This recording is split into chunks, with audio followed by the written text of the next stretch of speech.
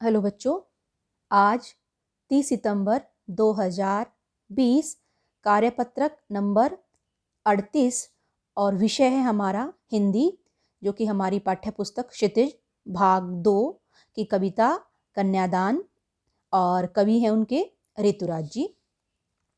ये जो कविता है कन्यादान, इस कविता में कवि ने किसी भी लड़की की माँ के जो जीवन भर के अनुभव रहे हैं उसकी पीड़ा को प्रामाणिक रूप से अभिव्यक्त किया है। और इस कविता के माध्यम से कवि की स्त्री जीवन के प्रति जो गहरी संवेदनशीलता है वह अभिव्यक्त हुई है। अब इस कविता कन्यादान को जो ये हमारा गद्यांश दिया हुआ है, इसको पढ़ने से पहले एक बार हम देख लेते हैं कि क्या दृश्य है इसमें। तो ये जो दृश्य दिखाई दे रहा है आपको, इसमें जो है लड़की की शादी हो रही है, जिसको कि कहा जाता है कि कन्यादान किया जा रहा है, कन्या का दान किया जा रहा है, जो कि वास्तव में एक अपमानजनक शब्द है, क्योंकि किसी भी जो है जीवंत प्राणी का दान करना, वो मतलब कन्या के साथ दान शब्द का प्रयोग करना उचित नहीं है, क्योंकि कन्या एक जीवंत प्राणी है जिसका अपनी रुचि अभिरुचि है, अपनी पसंद नापसंद है, अपना एक स्वतंत्र व्यक्तित्व है।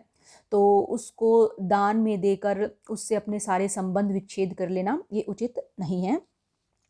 तो इस कविता में कवि जो है उस दृश्य का वर्णन कर रहे हैं जब माँ अपनी बेटी का कन्यादान करती है। बेटियां शादी के बाद पराई हो जाती हैं, और जिससे जो है जो बेटी जिसको माता पिता ने जितने जतन से पाल पोस कर बड़ा किया है, शादी के बाद वो दूसरे परिवार के सदस्य बन जाती है और घर में मेहमान की तरह आती है। तो इस तरह की जो है हमारी परंपराएं बनाई गई हैं। और फिर कहा जाता है कि लड़की तो खाली मेहमान है, कुछ दिन के लिए है, जबकि इन शब्दों का प्रयोग करना उचित नहीं है, क्योंकि शादी के बाद भी लड़की का जो है अपने उस परिवार से, माता पिता से, भाई बहन से उतना ही आत्मीय रिश्ता होता है जितना कि पहले था। तो हम पढ़ना शुरू करते हैं कि कितना प्रामाणिक था उसका दुख लड़की को दान में देते वक्त, जैसे वही उसकी अंतिम पूंजी हो। तो इसमें इसी दृश्य का वर्णन है कि जब लड़की की माँ अपनी पुत्री को विदा कर रही है, तो वो कहती है कि कभी कहते हैं कि अपनी बेटी को किसी अन्य को सौंपने में माँ को जो गहरी पीड़ा हो रही है वो बहुत ही वास्तविक है, बहुत ही सही है, जायज़ है, प्रामाणिक यानी कि प्रमाणों से सिद्ध है। तो इसलिए उसे ऐसा लग रहा है जब वो लड़की को दान में दे रही है, तो जैसे उसके जीवन की जो अंतिम पूंजी थी वो भी उससे दूर जा रही हो, क्योंकि लड़की का अपनी माँ के साथ, माँ का अपनी बेटी के साथ बहुत ही गहरा रिश्ता होता है। वो अपने सुख दुख, अपने सारे विचार उसके साथ साझा करती है। तो उसको विदा करते वक्त, बेटी को विदा करते वक्त माँ को बहुत ही गहरा दुख होता है। अब आगे पढ़ते हैं कि लड़की अभी सयानी नहीं थी, सयानी यानी कि समझदार, कि लड़की जो थी अभी इतनी समझदार नहीं हुई थी, अभी वह भोली थी, सरल थी। तो कि उसे सुख बाँचना तो आता था, लेकिन सुख का आभास तो होता था, दुख बाँचना नहीं आता था। यानी कि कवि के अंदर कविता में जो है लड़की, कवि जो है लड़की के बारे में कह रहे हैं कि वो अभी इतनी समझदार नहीं हुई थी, दुनियादारी की उसे इतनी समझ नहीं आई थी कि वास्तव में बाहर की दुनिया कैसी है। वो अभी कोमल थी, स्वभाव से सीधी सादी थी। तो उसने अपने परिवार में, अपने अपनों के बीच, अपनी माँ के आंचल में रहकर सुख और खुशियाँ ही देखी थी, लेकिन घर से बाहर जो दुनियादारी की कठिनाइयाँ हैं, परेशानियाँ हैं, तकलीफ़ें हैं, उसका आभास उसे नहीं था। इसलिए कवि कहते हैं कि जो है उसे दुख बाँचना नहीं आता था, यानी कि बाहरी दुनिया के बारे में उसे पता नहीं था। तो आभास, एहसास, बाँचना यानी कि पढ़ना। तो पाठिका थी वह धुंधले प्रकाश की, कुछ तुक्कों और कुछ लयबद्ध पंक्तियों की। धुंधला प्रकाश यानी कि अधूरा ज्ञान या फिर अच्छे से जो है जानकार ना होना किसी चीज़ का। तो ये इसमें एक कविता की पंक्तियों की तरह, जैसे वो किसी कविता को पढ़ रही है, वो शुरू से अंत तक उसकी तुक और लयबद्धता के साथ उसको पढ़ तो लेती है, लेकिन उसके अंदर की जो गहराई है, जो भावार्थ है, वो उसको नहीं समझ पा रही है।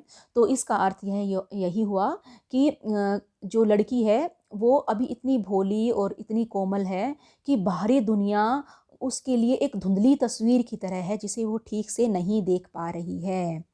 यानी कि जब तक कि हम अपने जीवन में अपनी परिवार की, अपने आसपास की दुनिया से बाहर निकल कर, जो बाहर की दुनिया है, जो वास्तविक दुनिया है, जहाँ पर दुख हैं, तकलीफ़ें हैं, कष्ट हैं, परेशानियाँ हैं, जटिलताएं हैं, जब तक हम उसका आभास ना करें, हमारा संपूर्ण विकास नहीं हो सकता। तो लड़की के लिए जो है अभी उसकी कल्पनाएं सुख से भरी हुई हैं और जीवन की कठिनाइयों और दुखों से वो अभी बेपरवाह है। तो ये हमने इसको समझने की कोशिश की। अब इसका जो भावार्थ जो आपके लिए दिया हुआ है, एक बार उसको और पढ़ देती हूँ मैं जल्दी जल्दी से। भावार्थ। प्रस्तुत पंक्तियों में कवि ऋतुराज कहते हैं कि अपनी लड़की का कन्यादान अर्थात शादी के बाद विदा करते वक्त किसी माता का दुख बड़ा ही स्वाभाविक होता है, बड़ा ही वास्तविक होता है। हर माता को यह लगता है कि उसके जीवन की आखिरी जमा पूंजी भी उससे दूर चली जा रही हो। बड़े ही लाड दुलार से उन्होंने अपनी बेटी को पाल पोस कर बड़ा किया है।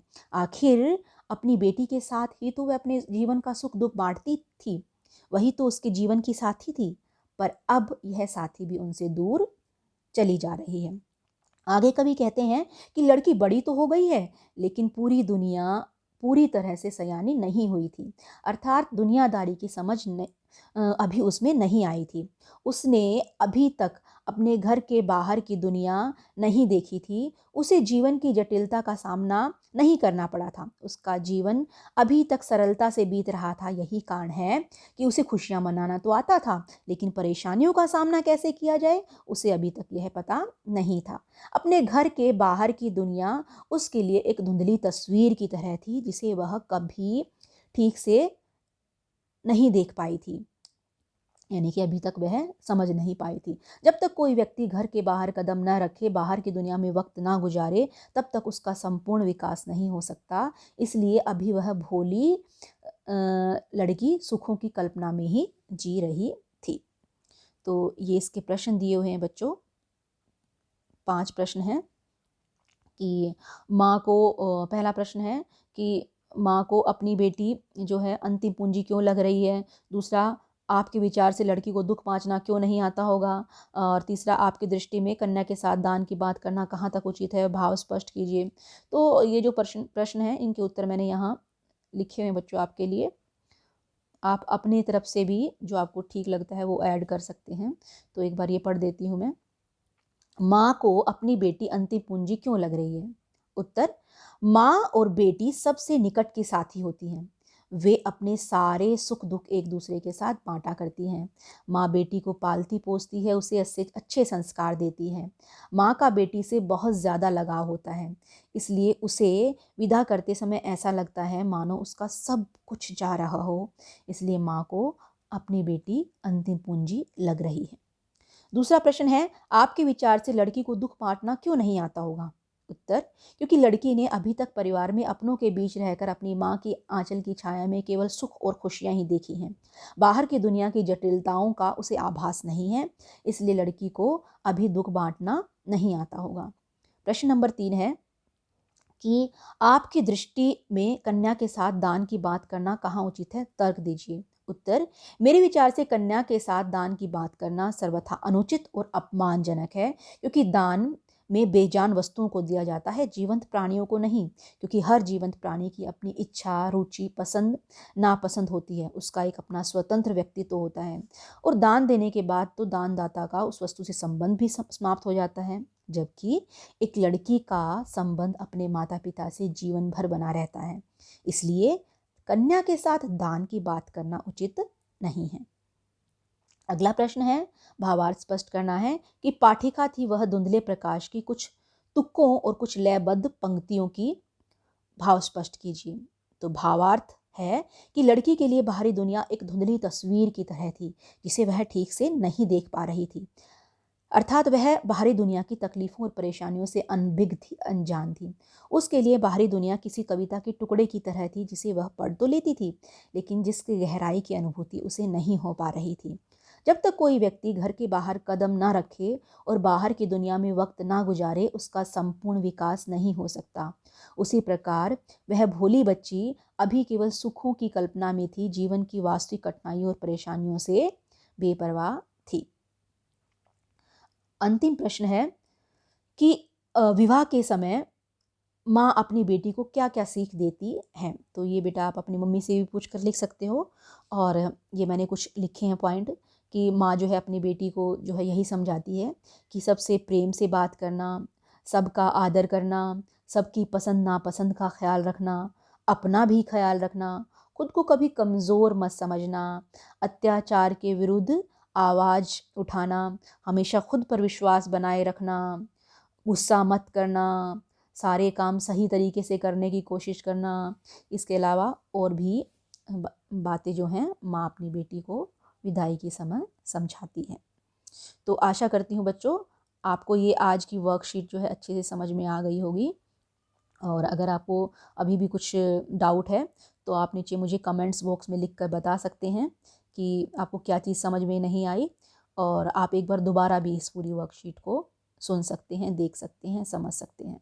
धन्यवाद।